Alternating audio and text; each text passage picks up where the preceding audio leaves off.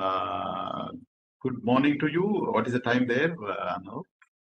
Good morning, Abdul. It's about to be noon, so you can still say good morning. Good morning to you, or good afternoon to you. Okay. So, yeah, you can give a brief of, but let me give. Anael Granoux brings 20 years of global experience as a strategy advisor for executives across Europe, Middle East, Latin America, and Africa. He advocates for simplifying strategy, cutting through excessive jargon, and focusing on delivering meaningful business and societal value in an increasingly complex strategic landscape. Yeah, I remember our first discussion. So when we had a discussion, so you want to make it simple, right? You don't want to make it complicated. So that I remember that. Okay. So let us hear how you do that for your clients, and how do you use all these things in your strategy journey. Anael, yeah, over to you. Thank you. Thank you so much for the opportunity, guys. So yes, indeed, I believe simplicity. We tend to complexify as strategy consultants, as strategy lecturers or academics, and to simplify, to complexify strategy. And I will try to demonstrate to you that even though we're dealing with an extremely complex and fast-changing environments, complex businesses, difficult decisions, I believe that the role of strategy leaders, like I guess the people in the room, the role of strategy consultants, if they are involved in the process, is precisely to simplify. And by this, saying so, I'm not saying to offer simplistic or oversimplify solutions, but to simplify the decision process. And I will try to share with you a couple of tips to do so. I would like to share, Abdul, my slide. I don't know if you can see You. me. Right. Yeah, you Yes. can see you. You see the slide, and you should see me in the corner of the slide. That's correct? Yes. Yeah, we can Cool. see you. Okay. Perfect. Okay. Please go ahead. Super. And Abdul, how long do I have? Like about 40 minutes? Is that okay? Yeah, you have including questions, so it's 1 hour. So take your time. Including questions. I'll try to keep it Take your time. around minutes so we can embark on a Q&A by the end. So let me just state something that I think is quite insightful when we talk about strategy. According to some experts, maybe you didn't know that, but it's quite, I don't know if it's exciting or scary, you'll tell me, but do you know that some experts anticipate more changes in the next 10 years than what happened over the last 100 years? Think about it. Think about the amount of change and transformation that we have experienced over the past century. I don't know, the internet, the smartphone, the high-speed train, the space exploration, and so on and so forth. Now, can you imagine the same amount of transformation is in just a decade, just 10 years?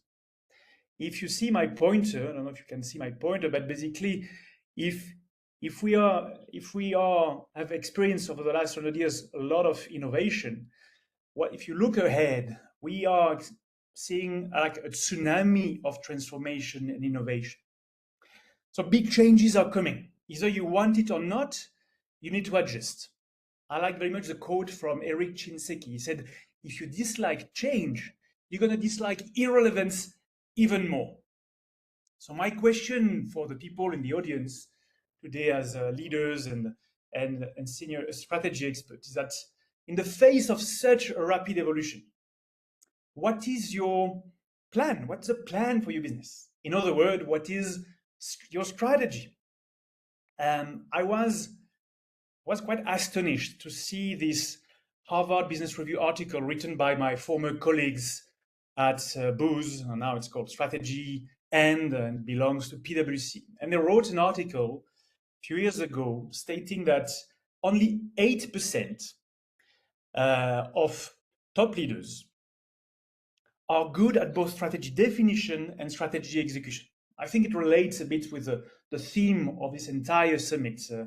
That's why I wanted to share that. And when you think about it, 8%, it's quite scary because it means that 92% of them, top leaders, are not good at what is arguably, if you ask me at least, the most important part of the job, which is to craft and successfully implement the strategy of the business.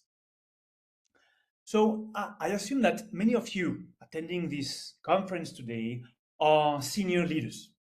And I assume that you might be facing similar challenges. So in this next 40 minutes or 45 minutes, in this short keynote, I would like to explore with you. So there's a lot I would like to say, but if I've got only 45 minutes, I'd like to explore with you what 3 game-changing aspects for mastering the strategy as a CEO, as a business leader, or as a board member. So hopefully you can join this exclusive group, exclusive club of top leaders able to successfully define and execute their strategy, right? So we'll try to see 3 elements. The first one is important. So we'll try to understand the problem. We'll activate what I call your strategic pitfall radar and dispel the common mistakes and myths and pitfalls when it comes to strategy. Once we've done that, we're aware about our strengths and weaknesses and pitfalls, we can move to step 2. I'll try to propose a simple but yet powerful shift in the way you define strategy. Not the execution, but the definition part of the strategy. We'll talk about the 2 CEOs, and I'm sure you might have heard about it. And then on the last one, the last suggestion or twist I would like to suggest to all of you today is that we'll try to create a clear and actionable strategy execution framework. Beyond the tools, the methods, and the flavors of the month, we'll try to see what works across organization, across the continent, right? So the first one, let's open the first box, is the strategy pitfall. So let's acknowledge the elephant in the room. You're based in India. I'm based in Africa. We both have elephants, but we across the world, people have a big elephant in the room when it comes to strategy. That strategy fails. So according to different studies, I can share that with you if you want. 70, 80, sometimes 90% of strategies, according to different studies, fail, and they fail big time because strategy has become, maybe you might agree or disagree, but for me, strategy has become this incomprehensible process full of nonsense slides and trendy terminologies. And after 21 years now, 21 years working in this field, I came to the conclusion that absolutely everybody loves strategy, but few people understand what strategy really means. So for these top leaders, 8% study I was referring to, for these top leaders, strategy usually means a nice annual offsite somewhere in a beautiful venue where you think out of the box, you drink out of the box. It's fantastic. You brainstorm the most disruptive idea. It's a beautiful workshop. The problem is often that the same people go back to the office on Monday and they continue with business as usual. They answer the email, they go into meetings, they're busy firefighting business. So they go back as if nothing happened. And I call that the workshop hangover. Then the same executive, during the same workshop, will love to use complex buzzwords. I don't know if you remember, like 2 or 3 years ago, we had to build the metaverse. I'm not sure what happened to the metaverse, to be honest. But it doesn't matter because this year or last year, it was all about artificial intelligence, as you well know. And next year, I don't know, make a guess, it will be about fast tracking our ESG strategy, building machine learnings, or creating nanotechnologies, or something else. But wait a second. I believe that strategy is not a collection of trendy terminologies. I call that the buzzword bingo. So don't get me wrong, because I love all these technologies, these methods and tools, this AI stuff. I love it, really. But they are just a means to an end. You don't implement artificial intelligence for the sake of artificial intelligence. You don't you basically in strategy usually you pick certain levers, hoping to achieve certain outcomes. Some of these levers, it's true, might be very trendy and fancy, kind of. But more often, believe me, more often they are not, and that's perfectly fine. Then what happens is that our top leaders will crystallize, will summarize the different strategic input and insight into the sacrosanct mission and vision. I'm sure you've seen that hundreds of times. And I have to say that it looks stunning printed on the wall, no doubt. But be careful, because in my experience, strategy is not a wishful thinking exercise. If you wish to, I don't know, change the world, you need to figure out how are you going to get there. If not, what you have is not a strategy, is what we call a decorative strategy at best. Looks good, but if you scratch a bit, there's no content here, no depth. And then finally, your team or yourself or the strategic consultant, I guess, will compile all this strategy into a 500-page document. You know, this thick 500-page document. Actually, the thicker, the better. And the more complex, the better too. It sounds like the quality of the strategy somehow should be measured by kilograms or number of pages. Well, I believe it's time to burn that complex document that nobody really either read or understand, and rather focus on strategic clarity or relevance and impact. So you need, as a top executive, to be aware about these pitfalls. You need to switch on your strategic pitfall radar and identify the main issue, the main barriers within your organization. I don't know if Abdul or anyone in the audience, I don't know if you heard, I'm sure you've heard about the Bermuda Triangle, right? So Bermuda Triangle is this in the place in the corner of Florida, Bermuda, and Puerto Rico, where airplanes would travel there, and the legend says that they just vanish, they disappear from the radar. And funny enough, I believe there is a similar concept when it comes to strategy. I call it the strategic Bermuda Triangle. So in the corner of poor definition, poor strategy execution, poor empowerment, poor team empowerment, there is a lot of strategies. According to the study, 80 to 90% of them will fall into the strategic Bermuda Triangle. So I wanted to share with you, but I'm sure you've heard about them, so I'll go quickly. And by the way, I can share the studies, the article, the pieces of research that I'm referring to if you want. But as I said, there is a barrier of leadership. People, 8% of leaders are strategic leaders, according to this Harvard Business article, which is quite scary if you think about it. There is also a time barrier. Another study, I think there's a few ones, but the one we mostly referred to was written by Kaplan and Norton, my former bosses 20 years ago. And they came with an interesting article or study figuring out that managers and above spend only 1 hour per month dealing with strategic opportunity, tackling strategic challenges, talking about strategy. So if you consider this is very important and you don't dedicate enough time and quality time to it, we have a problem. That's another barrier. There's another barrier of resources. I'm sure you've been discussing over the last 3 days the importance of allocating enough strategic for financial resources, human resources to the strategic initiatives you want to implement. And in 60 to 70% of the time, organizations do not link that, what we call strategic expenditure, to their budgeting process. So make a guess, no budget, no initiative, or initiatives are not implemented, strategic fails to be successful, obviously.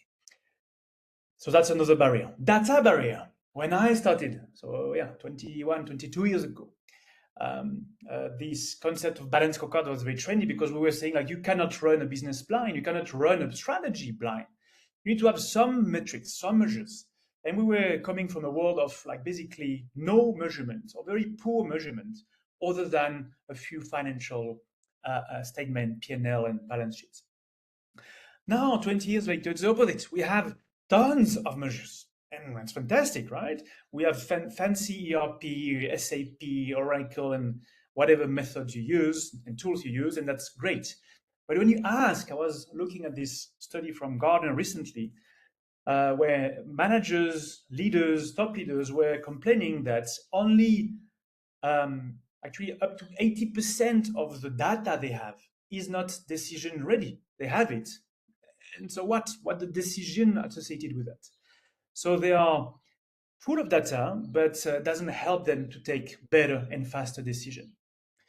There's another barrier of initiatives barrier. Obviously, if you want to transform your business and reach your strategic goals, you need to implement a certain number of initiatives. And besides the fancy project management office or strategic project management office, beside the science and the art, the reality that 70%, 75% of organization struggles very much when it comes to implement complex, out of their comfort zone strategic initiatives. And that's another obvious barrier. There's a communication barrier. You might have heard about that also. That's a staggering number of up to 90 or 95% of employees, workforce, stakeholders do not understand the strategy. Again, they might have received a 500-page document. Does it mean that they understand the strategy? I doubt it. Actually, I highly suspect that the more they read, the more they get lost. When they reach the page 599, it's too late. So how do you want them to contribute to a strategy that they don't even understand, with poor buy-in and commitment? Number 7, sorry, you can see my face, I assume, but if you have a superpower, you can see behind my face here, it was supposed to be written a performance barrier. We have, and I was listening to the previous speakers talking about performance management models.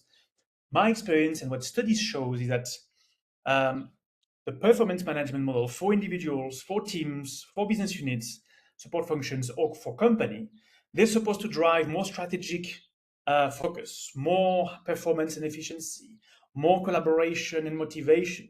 And they drive the exact opposite often.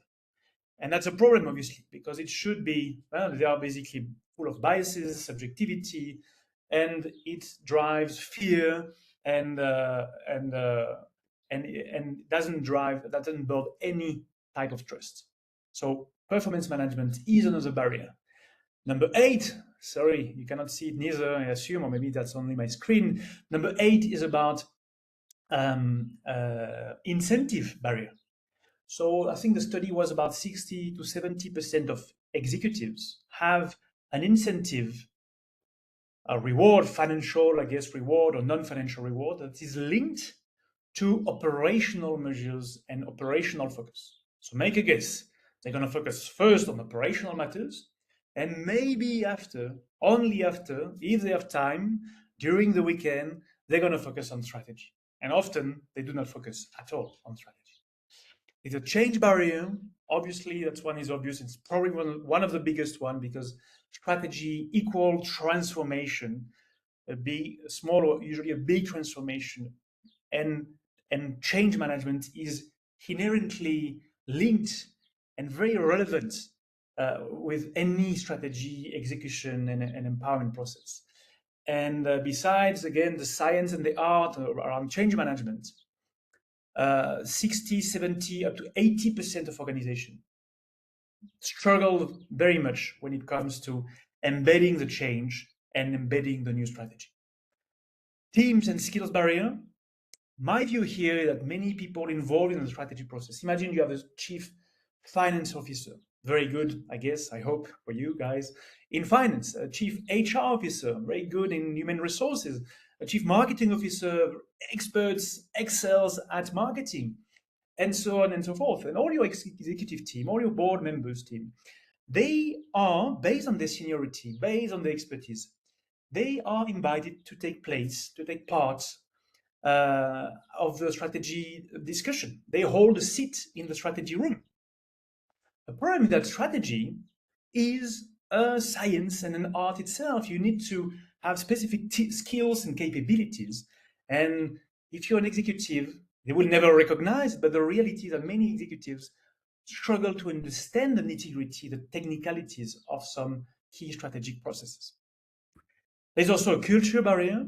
I was reading a recent article from McKinsey referring to culture as like the soft stuff. So obviously, the set of culture, the cultural background, the cultural values of the organization is often another barrier that explains strategic failure. And there's more. Look, I don't want to spend too much time. I know you're aware about this. If you know about any other relevant studies, let me know. I'm always curious to hear and learn about that. And if you want me to share the insights here, I will happily do so. But my point is that the first key takeaway of this strategic shift here is that you need to be aware of your strategic pitfall radar. So you can run an objective assessment and understand where do you fall short? Where does your organization, where does your strategy fall short? So you can avoid falling in this strategic Bermuda Triangle, right? So the first key message for the executives, the board members, the leaders in the room. Now let's unpack another aspect, a key element that I consider relevant when it comes to strategy definition, a key twist or shift when it comes to crafting your strategic moonshot. And by the way, again, I would like to share more, but if I have to pick one silver bullet that might help you a lot, hopefully it will be this one. So when you embark on a strategic definition process or redefinition or refresher, but when you start the strategy definition process, or formulation process, whatever you call it, the importance is to, or one of the key steps is to set an ambitious strategic moonshot. And I think the word ambitious is important, because what you don't want is a situation like that. We say, make it to the weekend. And jokes aside, believe me or not, many of the organization I help, they set for themselves a very, we call it a business as usual vision or aspiration, or a very non-ambitious strategic moonshot. And I think it's obviously a problem. But I know it's not your case. I hope and I know it's not your case. And I know the people in the room are probably very ambitious in the most positive meaning of the word, very ambitious leaders who lead very ambitious organizations. The problem of many organizations, the problem of many leaders, at least in my experience, is that their strategic moonshot, if you ask them, is to win, to succeed, to be the best company, to be the number one, to be the leader. I love the word leader. And I think it's a mistake, to be fully honest. So the twist or the key question for me is not, rather than asking if you want to win, or rather than asking if you want to be successful, rather ask what success will look like for your organization in 10, 20, or 30 years. Yeah? It's not, do you want to be successful? I know that. But what success will look like for your business, for your organization, for your startup, for your public entity in the next 10, 20, or 30 years? That is, for me, the critical shift. So to define this, I ask the CEOs I work for, I say, look, what type of CEO are you? Are you a chief exploitation officer, maximizing the business models of today? Or are you a chief exploration officer, designing the business models of tomorrow? So basically, I didn't coin this idea of this ambidextrous CEO, chief exploitation, chief exploration. That's something that I think, according to my knowledge, was crafted by James March a few decades ago already, and that's what is used extensively by all the authors like Alex Osterwalder and so on. So I invite you to read their papers. But basically, you need to have or try to, when you craft that moonshot, try to play with both approaches, both mentalities. And to help you that, I recommend you following the approach of the steroid versus the asteroid mindset or approach. So the steroid approach looks like that. I hope you can read or listen properly to the short video I've got here.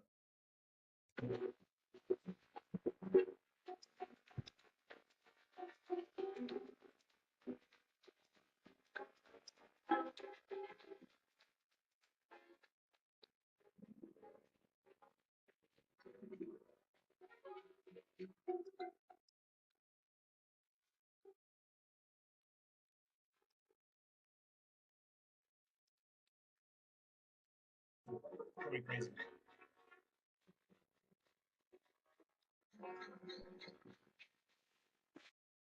So you get the point, right? This steroids approach looks like Charlie Chaplin's in the modern times. You want to do, like, the idea is to try to do better, faster, cheaper, what you already know very well, what you excel at. So you take your core capabilities and you bring that to the next level because you think that that's the best way to move forward, to really get all your different core capabilities and skills and assets and take that to the next level. That's a steroids approach. You take your employees, your managers, yourself on steroids, and you go to the next level. Asteroid approach is very different. Imagine that an asteroid just crashes on Earth, just bad luck, just on top of your organization and destroys everything. If you had to rebuild from scratch, what would you do differently? So imagine that there's no more legacy IT system. There's no more complex cultural challenges, no more irritating colleagues, nothing. Everything has been vaporized, vanished. Everything has disappeared. So now you need to build. You can and you should build anything you want in the industry you want, the geography you want, the selling the services or the products you want, anything. It's completely up to you, and it's about really moving away from any past activities, capabilities, or knowledge. You have a full freedom. So my point is that you need to run this exercise with your team. So you take your team and you say, okay, half of them going to be playing as a chief exploitation officer. You give them a chief exploitation officer hat. The other half, you're going to tell them, look, you're going to play the chief exploration officers. You take an astronaut helmet hat, right? So on the exploitation side, basically you try to exploit the current business models of your organization. On the explore, I don't know if you see because it's mirroring here on this side here, the exploration officer side, you need to explore the business model or the business models, plural, of tomorrow. So on the exploitation side, you're really capabilities forward. You see what you excel at, where are you very good or good, what are your core capabilities, and you build on that to go to the next level. On the exploration side, your destination backward. Even if you, whatever, you sell potato, but you think the future is about AI, okay, you don't know anything about it, but you're going to build that. You're going to invest, you're going to create your IT platform, you're going to hire the right AI experts, you're going to do everything. So in 5 or 10 years, you're a top performer in that industry. On the exploitation side, your strategy, you build a strategy for the future. On the exploration side, you build a strategy from the future. So exploitation is from left to right. The exploration side is from right to left, right? So basically the idea, by balancing these two perspectives, you'll think inside the box and outside the box. And I'm confident that you will be able to craft a unique and ambitious strategic moonshot for your business, for your organization. And it can be a mix of both, but my point is I want you to think completely differently. And don't tell me again what strategy, if you want to be successful, but what success will look like for your business. So it sounds like a small twist, but it's a big, in my experience, a big twist that drives a different mindset in the room or with the different leaders in the room. So it's something I like to do. So that's the twist or the shift for the definition part. Now let's move to the third one, the other shift, which is more related not with the definition process, but with the strategy execution and monitoring process. We're going to jump from the strategy lab to the execution cockpit, right? So let me disclose my discomfort here. You need to forget about this building this state-of-the-art balance scorecard, OKR, management by objective, or whatever flavor of the month, or whatever latest buzzword you've read online. Actually, I'm very much tool agnostic, if you ask me. Whatever tool works for you, continue with this one. But your strategy dashboard must be short, strategic, and actionable. So I'm saying short because it has to be when you have to say goodbye to this endless strategy progress deck. Whereas again, like it's not a definition of 500 pager, but it's a progress report of 200 pages, but still is far way too long. Your role as a leader, as I was saying Abdul in the introduction, your role as a leader is precisely to simplify complex environments, complex decisions, tricky options, and to offer clarity to your team. So it has to be short, it has to be strategic. Again, it sounds obvious, but many of the organizations we work with, I work with, they confuse operational with strategic. They confuse strategic with urgent. They confuse strategic with important. And I think it's a mistake. If we talk about strategy, let's talk strategy. We're not a firefighter mode. It's not an operational scorecard. It's not a day-to-day strategic management. It's once a month, once a quarter, whatever frequency you have, you take an helicopter lift, a 30,000 feet view, and you look at your strategy and only your strategy. So it has to be short, it has to be strategic, it has to be actionable. Too many strategy progress meetings, in my experience, end up with no or poor decision, no or poor accountability, and no or poor action plan. So all of that for what? I don't know. It was a good meeting. We drank a good bottle of wine. We had a good discussion, but we don't take decisions. That's the definition of failure for me. So what I typically build with the executive teams we work with is a four-pager strategy dashboard or whatever you call it.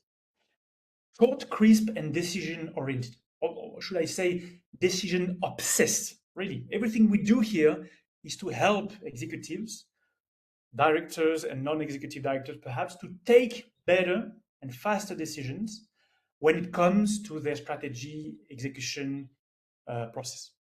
So the first page is what we call the AIM strat page. If you're familiar with Kaplan Norton, you will see some similarity with the balance scorecard and the strategy maps. Some people call it strategy on a page. Some people call it strategy tree. I've seen many different methods and tools.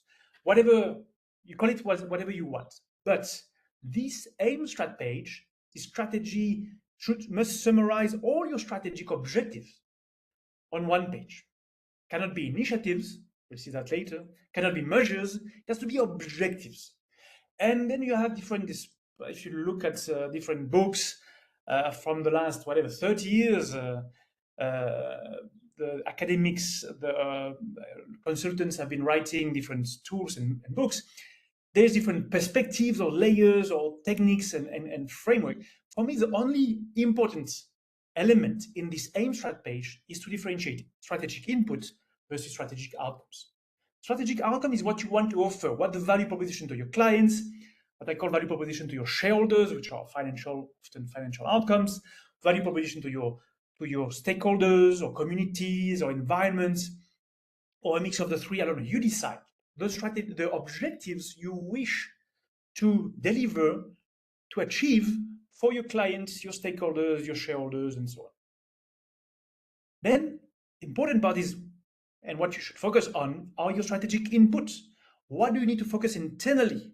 What are the strategic levers, perhaps strategic enablers that you need to craft, to put together, to identify if you want to deliver these strategic outcomes? So I won't get too technical here, and if you have questions, we can come back to that in the Q&A. But that, for me, is a cornerstone of all the strategy execution process down the road.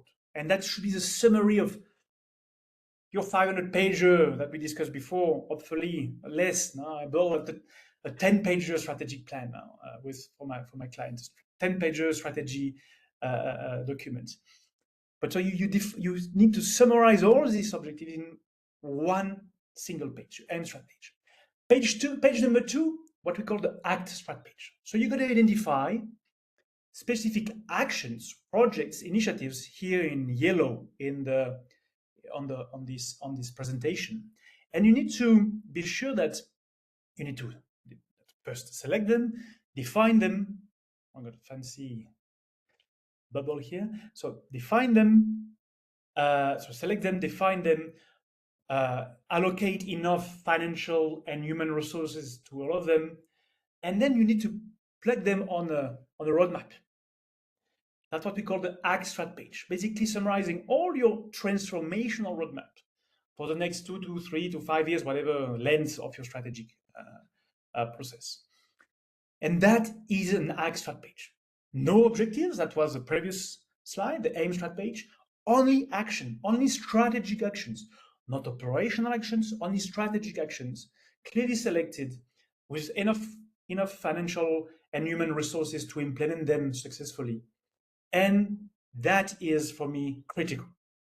Once you have that, you can move to the tracking process. So the first element you need to track is exactly that, your actions, what we call strategic actions tracker. Are you doing basically what you were supposed to do? Are you doing, are you good at implementing your initiatives on budget, on time, on quality? Traditional PMO approach or strategic PMO, I'm sure you know a lot about it. But try to do that report on one page. Obviously, you can double click and see the detail, but in a nutshell, what executive team needs, what your CEO needs, what your board needs is a one-page summary to know if you're doing what you were supposed to do.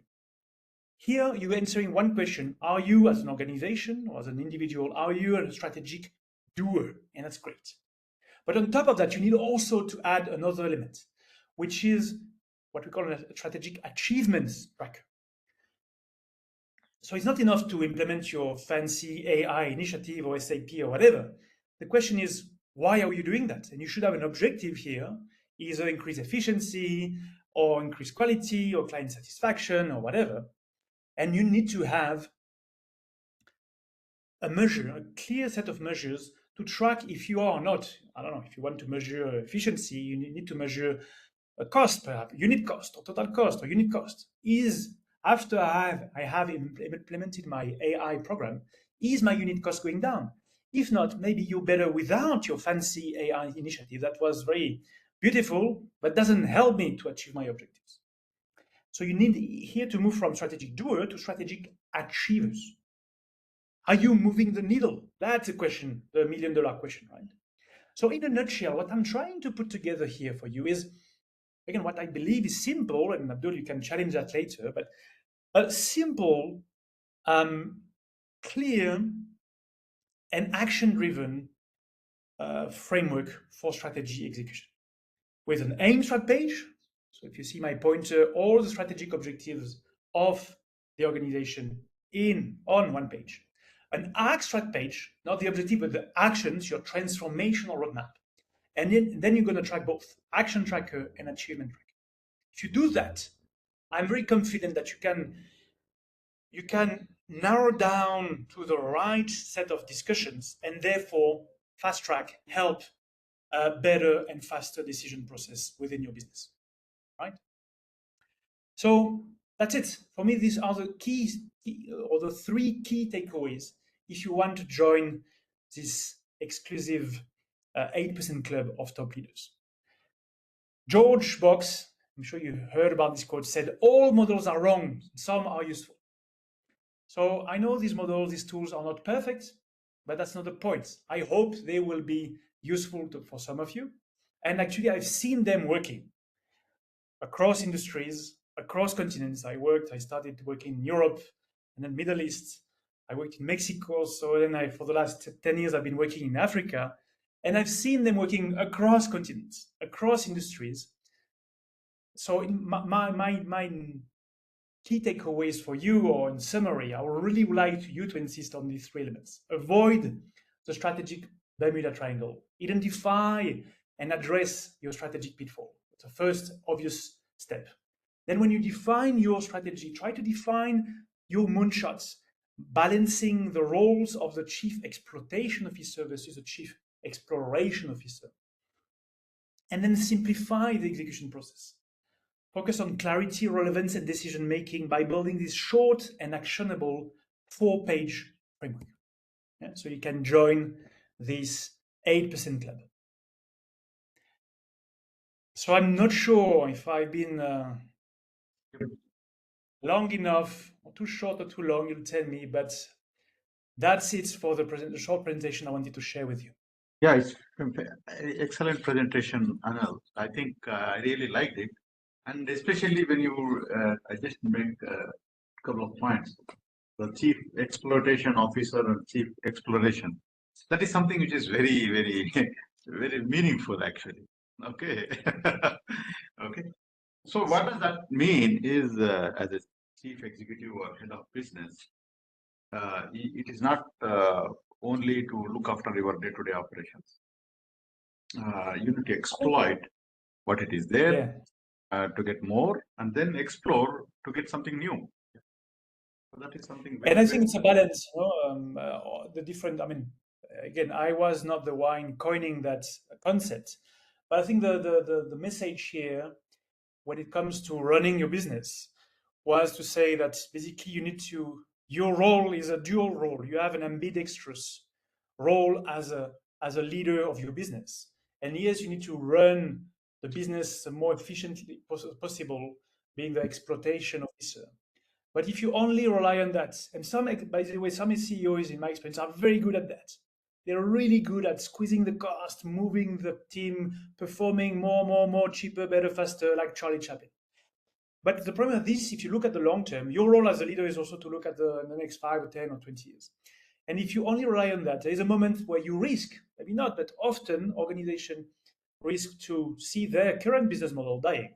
And they need to have preempted an exploration phase where they look at the business models of tomorrow. And I think a CEO needs to do both. And what I like to do when we in the definition phase is to force them to take that concept to the extreme. I'm talking about steroids versus asteroid. But by saying like, look, guys, if we do the same to the next level in 10 years, what does it look like for your business? So you can think about maybe open new way of thinking in the exploitation part, and versus thinking like completely different, new, like a blue ocean strategy, if you want, or like complete new world. And usually that by confronting both, that's when the magic happen, in my experience, in the strategy room, because people can really realize that they need to perhaps challenge their thinking beyond what they thought was possible. very interesting. And also, I like one more point of what you said. What success would look like after some period of time. That makes, I think, that is very important. Okay, so when you have something, an expectation, and if you have some reasonable expectations, which is, I think it gives a very good comfort that okay, now this is what I would like to become or it look like, and then you plan all the way to achieve that. Okay, so did you try this approach with your clients, and you have seen some success in any industry or Yes. so? So in my experience, I mean, that's a common situation. You might have experienced that. But many of my clients said, I want to be the leader. I want to be first in the markets. I want to reach a 2 billion market cap. I want to do this and that. I say, well, great, but that's just the consequence of a good strategy, right? That's your financial outcome if you do things well. The question that I think, I mean, you have to, and look, I believe strongly in the idea of measuring the success and setting stretch targets. That's good. But that's the easy or lazy part of the strategy process. For me, the question is what success will look like that will therefore justify your clients to buy your products, your financial results to increase and to reach whatever level that you hope to achieve. Because everybody wants to be successful. I mean, I'm sure you want to be successful for your business, for data labs, for fruit strategy. I want to be successful for my business. And I'm sure everybody in the room here also wish to be successful. But just by, I'm saying that it's a small twist, but it makes a massive difference. Say like, that's not enough. Tell me what success will look like. And until this is not clear, you cannot get out of the room. That's why actually a strategy workshop, in my experience, when they ask me, okay, can you come next week for a strategy workshop? I say, yes, I can come, but strategy is not like I cannot pull out something of my hat here. There's a process here. You need to think about it. You need to work on that. And it takes weeks, it takes months sometimes. And after that only, we're ready to go to the strategy room, not before. And that preparation, or part of it, there's many different aspects.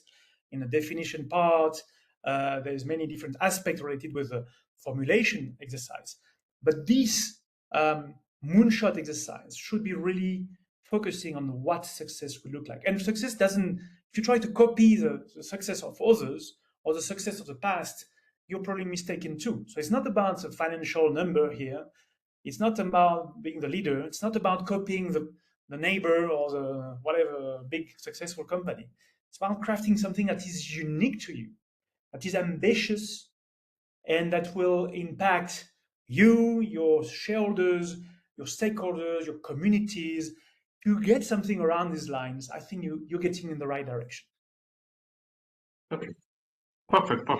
So you just explained it very nicely. Okay, so uh, any industry example is that applicable for any kind of business, services, product? What about non-profit? So what is your experience in that? In my view here, I've got strong opinions here that strategy is applicable to any organizations. You obviously big corporations have been using extensively strategy over the years, and rightly so. But if you're a public entity, you also need a strategy. And even more because it's a public money, you need to be sure this money are going to be used to drive the biggest possible impact. So I guess for a public entity, it's not about maximizing the profit, it's maximizing the value for citizen. If you're a minister of education, of transport, whatever, you want to offer the best possible. But so you need a strategy, obviously, even more. And let me push the logic one step further. If you are whatever, your kids' schools, if you have kids or grandchildren, you want to be sure that these guys, they have the best possible education. Your school or the schools of your kids need a great strategy. If you have like a football club, a cinema club, here, obviously it's not a profit-driven mindset. But remember, I talk about strategic input, strategic outcomes. Obviously, you need to adjust that. You don't copy and paste. That's why when people use a balanced scorecard approach as is, financial outcome, it doesn't work because for a public entity, financial outcome often is an enabler. For a school, perhaps it's again the same. You don't want, or you should not want to have a school that is which objective is to maximize the value to shareholders. It should be to maximize the value to the kids, and beyond that, to the society in which they live. So the input and outcomes will be different, obviously, but the strategy applies to all these entities. And let's take one step further. Yesterday, I tried something new. Abdullah, I invited a few of my clients to talk not about their business. All of them are very successful business leaders, executives, CEOs, and they spend hours defining and executing the strategy of the business. But they never think about their own strategy. And I told them, look, we can use the same logic to yourself. What success will look like for you, Abdul, in 20 years? What if you can see, there's an aging booth app. So basically, you take a picture, a selfie of yourself, and it's quite scary, but it looks like it's yourself in 20 years. So engage in an honest conversation. Say to this old guy or lady, What do you want for this person? What will make that person happy? Define your personal strategy. We had a full session on that. And believe it or not, it was really insightful because the same logic, obviously the tools need to be applied, but the same logic applied to individuals, to a non-profit organization, to public entities, to startups, obviously, and to big organizations. Excellent, excellent. I know you're a platform agnostic. You promote a platform agnostic solution kind of thing. But last couple of slides, what you have shown, you shown something like strategy map, and then you talk about initiatives. Maybe it is Yeah, little coinciding with the balance scorecard, whether you like it or not. Okay, so you have I some mean, kind of. no, I mean that's a fair point. I should have give you some feedback. I worked for the first 5 years of my life. I worked for Kaplan and Norton in their consulting firm in Europe and Middle East, and later on in Latin America. I've been implementing hundreds of balance scorecard in my career, and I'm a strong believer in the importance of managing proactively your strategy execution framework. After that, I implemented a lot of OKRs, management by objectives, and all in between. My point is that I believe that people fall in love with balance scorecard, with OKR, with MBO, with a smart model or whatever. And they forget, why are we implementing these tools? And I believe it's not about the tool. It's about how do we use it? So if you feel comfortable with balance scorecard, go for it. Over the years, I've been changing, twisting. For example, I believe the balance scorecard approach for individual as is doesn't work. If you ask someone who works like whatever, like a support function, to say what is your contribution to client's perspective, they haven't seen a client in their life, so it doesn't apply to them. So I twist the model, which is more an OKR approach, if you want, or following something in terms of philosophy, be closer to that. I like the aim strat page, what you call strategy maps. Some people call it strategy on a page, because, for example, OKR doesn't have that. But I believe it's important to have a summary of the entire strategic objectives in one page. It's important because you need to force consensus on one page, and it's hard, but it's necessary. So yes, I'm very familiar with that. I've been inspired. I just try to now move beyond the technology, the tools itself, and to use it, twist it according to the clients as much as need be. And if it's a balance scorecard by the book and it works, great. If it's OKR by the book and it works, fantastic. But I don't really mind about the tool itself. It's not about the tool, it's about your strategy, and it's about your business. Perfect. I think that's fantastic Yes. session, Anal. I think a truly enjoying session, and I like your energy. So you really enjoyed talking to us. So that is something makes. So which part now? From where you are speaking? You are speaking from South Africa or So you from can Europe? hear you can hear a tiny, big French accent. I should have started by saying, "Excuse my French accent."